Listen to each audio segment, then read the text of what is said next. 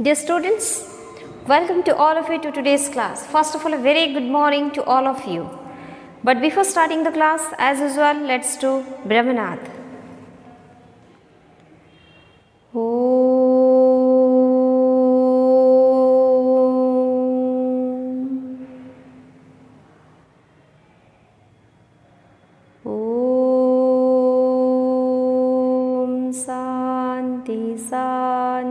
Santi.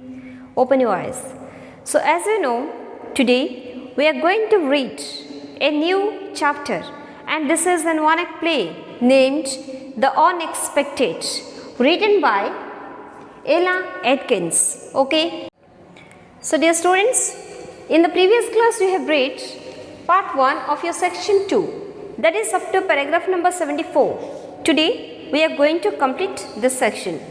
But before starting the concluding paragraphs of section 2, let us focus on the previous paragraph. So here, let me tell you one thing. What was told? Mrs. Parker is confessing something, and what's that? She is speaking to Alice and Tom that in the Felton case, Rosa Felton, who was the convict, is her son, and now she is there in order to save her son to escape from the jail. And right now, when she heard that 2 convicts have been escaped from the jail, she was extremely happy over hearing this news, and she was praying to God that out of the 2 boys, one must be her son. So in the meantime, a convict entered into the room, and Alice and Tom, without asking him anything else, they are speaking, we know everything on you, your mother has told us, etc., etc. Now the convict, look, there are 2 convicts. The first convict came. He is also calling Mrs. Parker as the mother, and he is also requesting her to save him. Joe, where is Mrs. Parker?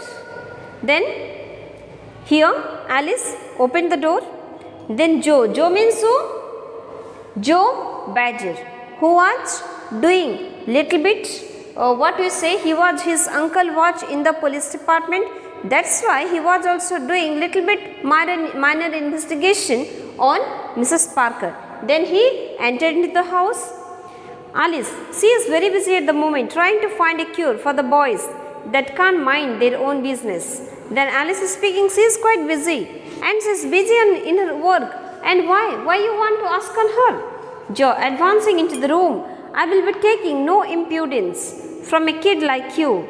Then Joe is speaking, I don't want to take any disrespect. You kid, you should not disrespect me. So just tell Mrs. Parker, I want to see her. So you just tell her that I want to talk to her. I want to see her.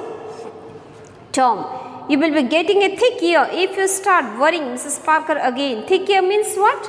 Might be punch, something else. Okay. You will get some punishment if you are going to bother on Mrs. Parker once again.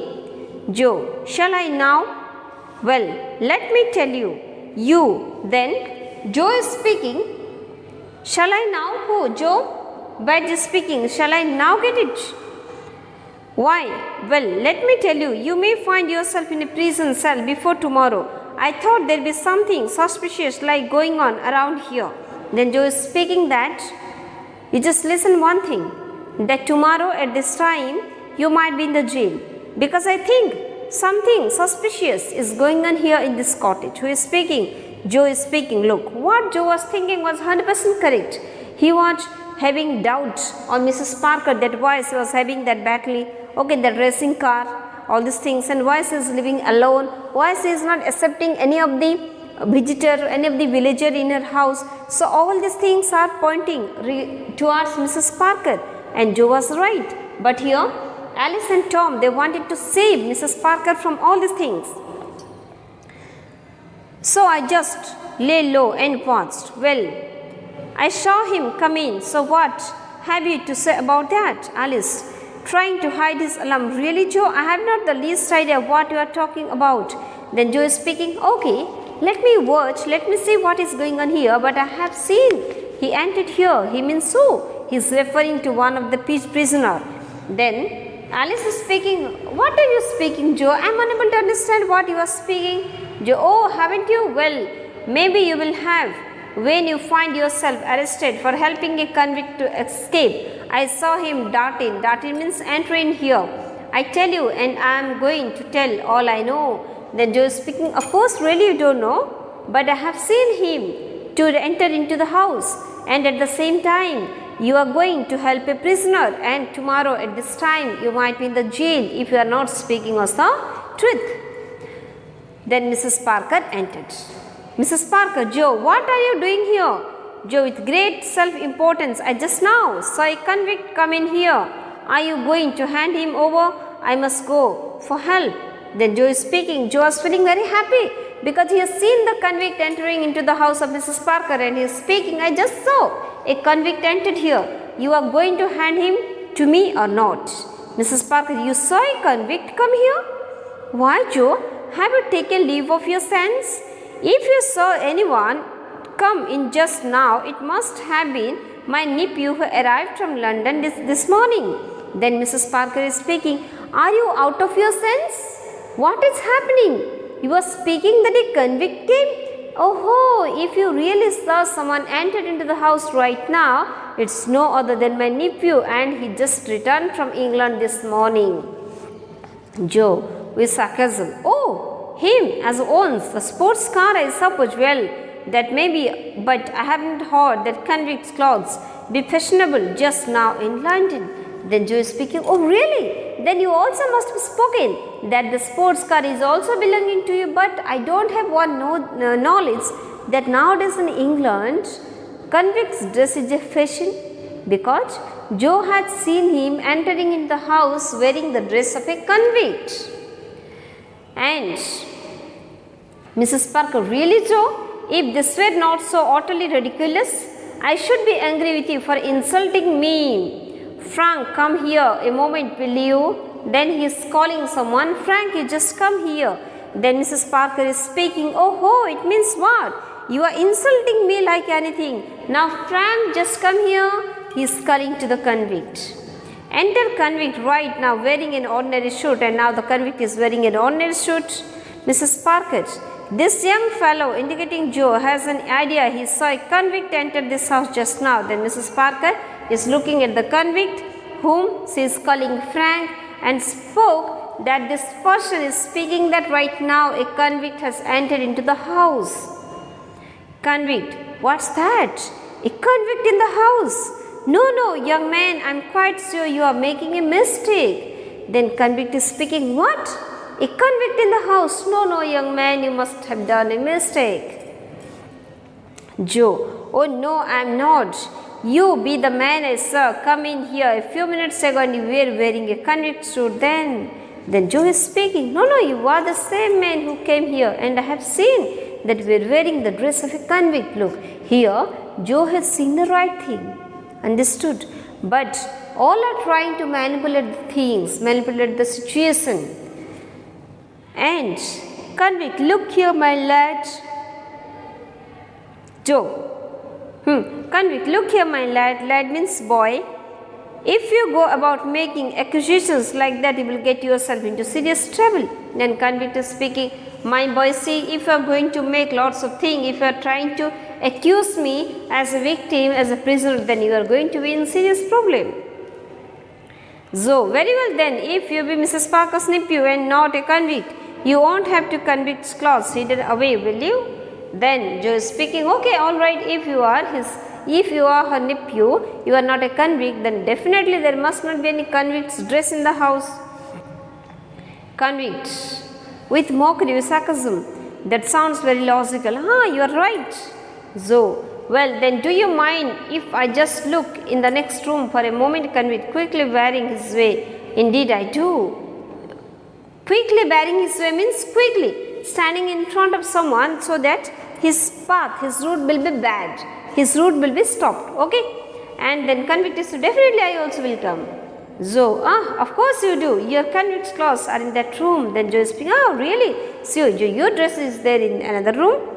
Convict, now look here, I have stood about enough of this nonsense. I think we'd all be well pleased if you'd kindly get out of the house. Then the convict is speaking, till now I am just tolerating your nonsense talk. and if you get out from this house, you will be very happy. Joe, all right, I am going, but mind you, I have my bike outside. I am going straight to my uncle and I am going to tell him all that I have seen here. He will soon send out a description of that car of yours and he will find you won't get away so easily after all. Then Joe is speaking, definitely I am going, because when the situation became critical, Joe was not having the right to enter into someone's house and search it. He just finally said that, okay, right now I am going, but I will speak all these things to my uncle. Then he will send some description about your car, about all these things, and you will be in great trouble, because very soon you are not going to, it's not easy for you to leave this place quite earlier. Tom, then coming down left, you rotten snake, you are going to do no such thing, Joe. And who is going to stop me? Tom. I am. You may be a bit bigger than I am, but I could lick you and Dave. Just put up your fist, and by the time I am done with you, it will be a doctor that you will need, not a constable. Then Tom is speaking, I will stop you. You might be quite older than me, but if I land my fist on you, then definitely will need a doctor, but not a constable. Joe rushes savagely at Tom, who skillfully avoids his blow. Then Joe just rushes towards Tom, and Tom just skillfully just avoid the blow. Mrs. Parker, Tom, Joe, for goodness, stop fighting. Goodness sake, stop fighting. Then Tom, Joe started fighting, and Mrs. Parker speaking, just for goodness, for God's sake, stop fighting. Alice, go on Tom, sock him a beauty. So here, sock him a beauty means what? Hit him hard. Okay, so sock him a beauty, just hit him hard. And go on Tom. So in the midst of the commotion means sound, loud knock on the door left. The boys stop fighting and there are few moments of silent anxiety. Then knocking. Again there was knocking sound on the door. Joe holding handkerchief to his face as the hot. Now you'd better open the door if you dare. Then Joe is speaking. Go, open the door if you have the daring. Mrs. Parker to convict quickly, will have to get out the back way. Knock repeated this time more. And here Mrs. Parker looked. The convict was also there. In the meantime, Mrs. Parker is also speaking to the convict to just go away from the back door. Otherwise, it won't be easy for you to leave the place. And then the knocking sound was also repeated. Convict, too late, there is no time for that. Then convict is speaking, there is too late, there is no time to leave this place. Understood? So here there is a fight in between Alice and Tom and Joe, okay, because Alice and Tom, they are there to help Mrs. Parker, and the convict was wearing simple dress. In the meantime, when Joe was planning to speak everything to his uncle, in the meantime there was a knock on the door and all are standing silently, and Joe is speaking, now you can't leave this place, now everything is being finished. So what is going to happen? We are going to read in the next class, okay. So till that time, thank you, have a nice day.